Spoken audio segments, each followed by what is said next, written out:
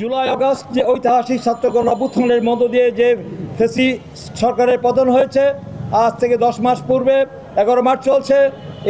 এই দুনিয়ার মধ্যে বাংলাদেশের মানুষের যে আশা আকাঙ্ক্ষা, যে প্রত্যাশা ছিল যে ফেসিবাদ মুক্ত বাংলাদেশে যে দীর্ঘ 16 বছর এই দেশের মানুষ ভোটাধিকার থেকে বঞ্চিত ছিল, সেই মানুষের যে ভোটাধিকার, যে আইনের শাসন, বিচার বিভাগের স্বাধীনতা, ন্যায় বিচার, মানবাধিকার সেটা প্রতিষ্ঠিত হবে, সেটা কিন্তু আমরা লক্ষ্য করেছি যেটা দিন দিন ফিকে হয়ে যাচ্ছে।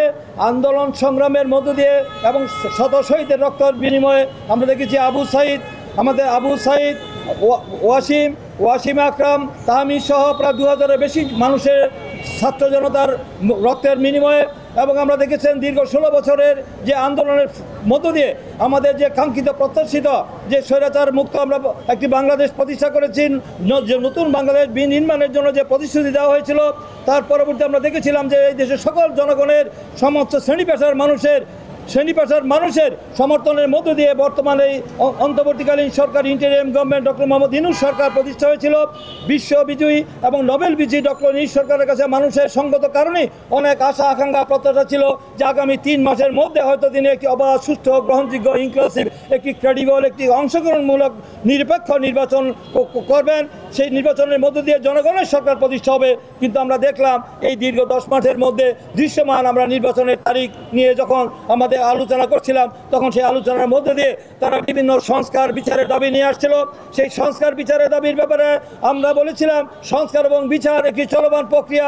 সংস্কার বিচার অবশ্যই আমরা চাই। অধিকাংশ সংস্কার আমাদের করেছি। আমরা 31 দফা রাষ্ট্র সংস্কারের মধ্যে আমরা দেখেছেন যে বিএনপিও সেই সংস্কারের যে উল্লেখযোগ্য সংস্কারগুলি করেছে। আমাদের ডক্টর আলী রিয়াজও বলেছেন বিএনপি তো অধিকাংশ সংস্কারই করেছেন।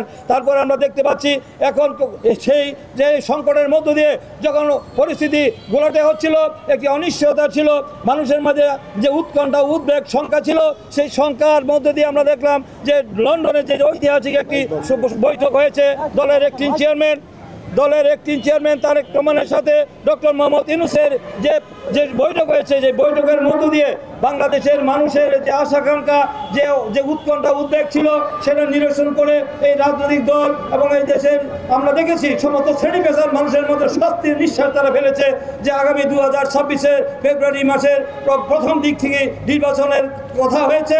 সেই কথাতে মানুষ অনেকটা আশ্বস্ত হয়েছে। কিন্তু আমরা দেখলাম পরবর্তীতে বেশ কয়েকটি ইসলামী দল এবং আমাদের এনসিপি সহ কিছু দল তারা সেখানে এই বৈঠককে তারা ভালোভাবে গ্রহণ করতে পারেননি। তারা সেখানে আমরা বলছেন যে দৃশ্যমান সংস্কার এবং বিচারের তারিখ হলেই সে নির্বাচন হতে পারে। তারা যদি কিন্তু লাগিয়েছেন। আমরা দেখতে পাচ্ছি তারা কেউ বলছেন যে আবার তারা যুক্তি দিচ্ছেন যে জাতীয় নির্বাচনের আগে স্থানীয় নির্বাচন করতে হবে, স্থানীয় নির্বাচনের পরে জাতীয় নির্বাচন হবে। এই ধরনের যুক্তি দিয়ে তারা পরিস্থিতি ঘোলাটে করার জন্য তারা একটি ষড়যন্ত্র লিপ্ত হয়েছে। আমি মনে করছি যে এই মানুষ যেখানে যাচ্ছে নির্বাচন, এই দেশের মানুষ, রাজনৈতিক দল, দেশি বিদেশি সমস্ত শ্রেণী পেশার মানুষ যেখানে ঐক্যমত হয়েছে। আমরা দেখেছি উপদেষ্টা পরিষদের সদস্যরা সেখানে সন্তুষ্টি প্রকাশ করেছেন। তারপরে আমরা কেন আজকে তারা এই নির্বাচনকে প্রলম্বিত করার জন্য, দীর্ঘায়িত করার জন্য, আবার নির্বাচন না হওয়ার জন্য সেই পতিত ফেসিবাদী সেই স্বৈরাচারী ফেসিবাদী শক্তি দানবীয় সরকারকে আবার সুযোগ করে দেওয়ার জন্য যে আমাদের একটি পায়তারা করা হচ্ছে। তারা জানে যে নির্বাচন দিয়ে আবার সুষ্ঠু নিরপেক্ষ নির্বাচন হয়, নিরপেক্ষ সরকারের অধীনে তারা হয়তো জামানত বাজেয়াপ্ত হবে। তাই তারা নির্বাচনকে প্রলম্বিত করার জন্য বিভিন্ন অজুহাত নিয়ে পিয়ারের কথা বলছেন, যে সংখ্যানুপাতিক পদ্ধতির কথা বলছেন, তারা বলছেন যে সংস্কারের কথা বলছেন। এই কথা বলে তারা দেশে একটি অস্থিতিশীল পরিস্থিতি তৈরি করার চেষ্টা করছেন।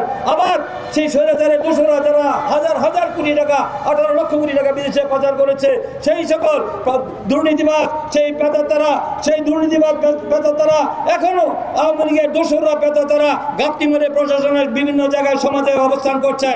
তাদেরকে আইনের আওতায় এখন আনা হয় নাই। তারা বসে ষড়যন্ত্র করছেন। ষড়যন্ত্র করে তারা আবার রাজনীতিতে অনুপ্রবেশ করার জন্য গভীর চক্রান্তে লিপ্ত হয়েছে। এবং আমাদের কারণে, আমাদের কোনো রাজনৈতিক ব্যক্তিদের কারণে তাদের ব্যক্তিগত স্বার্থ, দলীয় স্বার্থ, গোষ্ঠীর স্বার্থ চরিতার্থ করার জন্য যদি তাদেরকে সেই সুযোগ করে দেওয়া হয়, তাহলে সমস্ত দায়িত্ব সেই সকল সংগঠনকে নিতে হবে। এবং বাংলাদেশের মানুষ 2-1টি সংগঠনের কারণে আগামী জাতীয় সংসদ জাতির বৃহত্তর স্বার্থে, গণতন্ত্রের স্বার্থে, নির্বাচনের স্বার্থে এই দেশের জনগণ তাদেরকে ছাড় দিবে না।